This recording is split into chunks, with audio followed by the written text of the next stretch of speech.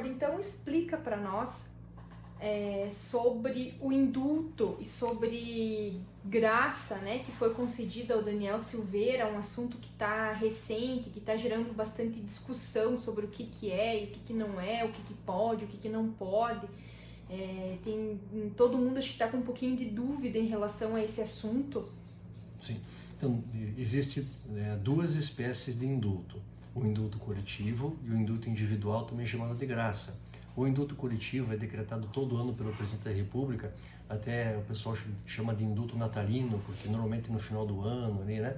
Então, no indulto coletivo, o presidente ele estabelece requisitos que quem está cumprindo pena tem que preencher para receber o benefício. Esse benefício que decorre do indulto pode ser um perdão de todo o tempo de pena que ainda falta a cumprir, como pode ser uma redução desse tempo de pena a cumprir, o que se chama de comutação de pena por decorrência do indulto.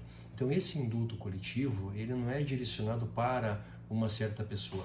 É um decreto que estabelece requisitos. Todos os presos do país que preencherem aqueles requisitos poderão pleitear perante os juízes de execução penal o deferimento dos efeitos daquele indulto para o seu caso. Já a graça, também chamada de indulto individual, ela é uma exceção a uma propriedade da norma penal, que é a propriedade da abstração, também chamada de impessoalidade, que significa que a lei penal tem que ser aplicada apenas para fatos futuros, de forma geral, sem estar direcionada para beneficiar ou para prejudicar uma certa pessoa. Na graça, existe uma personalização da concessão desse perdão pelo presidente da República para uma certa pessoa. Desde a Constituição, desde a promulgação da Constituição em 88, nós nunca tivemos deferimento de graça. O caso Daniel Silveira é a primeira vez que o presidente da República usa desse instituto, que até então só era citado na doutrina.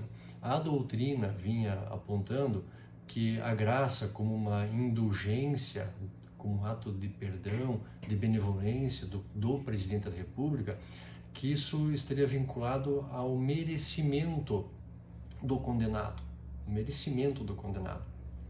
por algum ato muito nobre que ele tenha praticado durante a vida, pelo seu histórico de vida.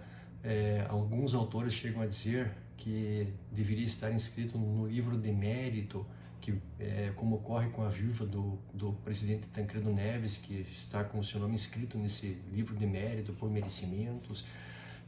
No caso do Daniel Silveira, o que está chamando a atenção é o fundamento do decreto do presidente da República, que vincula o ato no sentido de que o deputado estaria sendo injustamente condenado porque ele teria um livre direito de manifestação enquanto deputado.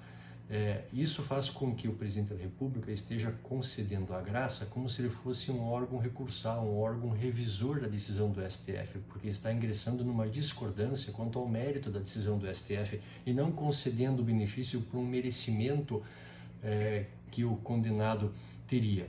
Por isso é que é passível de discussão a constitucionalidade desse ato presidencial. E também por um outro aspecto, pelo que prevê a lei, a graça ela deveria ser concedida apenas depois do trânsito em julgado da condenação, enquanto que nesse caso o benefício foi concedido antes do trânsito em julgado. Então há duas questões que estão sendo discutidas. Uma, o momento em que isso foi decretado pelo presidente, antes de um trânsito em julgado, e outro ponto, a questão da motivação do deferimento da graça, que ela existe por um reconhecimento do merecimento de uma pessoa, e não como se fosse um instituto de revisão de uma decisão do Poder Judiciário. Ou seja, isso ainda vai causar muita discussão, porque não está de acordo com o que fala a doutrina, né? Como eu disse antes, como foi a primeira vez que esse instituto teve emprego desde a promulgação da Constituição de 88, até então a única fonte jurídica de informações sobre a graça eram as doutrinas, né? Agora, de acordo com aquilo que a doutrina propõe como o correto uso da graça, o fundamento que ficou constando no decreto de concessão não vai se harmonizar com o fim do Instituto Graça pela doutrina.